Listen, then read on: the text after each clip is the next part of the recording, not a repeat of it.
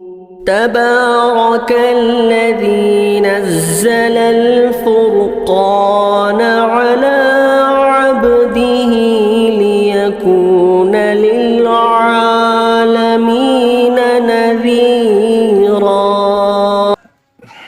کسی بھائی نے اسی طرح ایک سوال یہ کیے ہیں، آندھرا سے سوال کیا، سوال یہ کہ مفتی صاحب رضائی بھانجی اور بھتیجی سے نکاح کرنے کا شرعاً کیا حکم ہے؟ جواب دے بڑی مہربانی ہوگی۔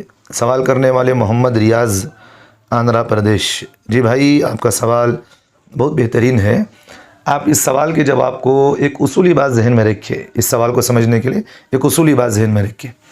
جس طرح نسب سے رشتے حرام ہو جاتے، نسب جیسا مثال کے طور پر ایک عورت ہے اور اس کی بیٹی ہے، عورت ہے، اس کی بیٹی ہے، اور اس عورت کا کوئی بھائی ہے، تو اس عورت کا جو بھائی ہوتا ہے اس کی بہن سے نکاح نہیں کر سکتا، کیونکہ وہ نسب کی وجہ سے اس کے لیے نکاح کرنا حرام ہے، اور اس کی بھانجی سے اس عورت کی بیٹی سے نکاح نہیں کر سکتا، کیونکہ وہ نسب کی وجہ سے اس کی بھانجی ہو جاتی ہے۔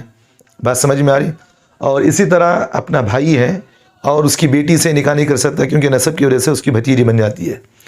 تو جس طرح نسب سے رشتوں کے اندر حرمت آ جاتی ہے، وہ آدمی اس سے نکاح نہیں کر سکتا، تو اسی طرح رضاعت سے بھی حرمت ثابت ہو جاتی ہے۔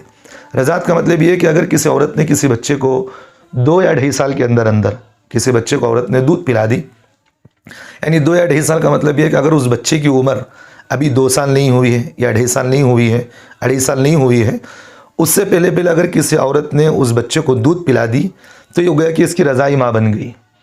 اب یہ رضائی ماں بن گئی تو اس کا شوہر اس کے لیے رضائی باپ بن جائے گا، اور اس کے بھائی اور اس کے جتنے بھی اولاد ہوتے ہیں وہ اس بچے کے لیے رضائی بھائی بہن ہو جاتے ہیں۔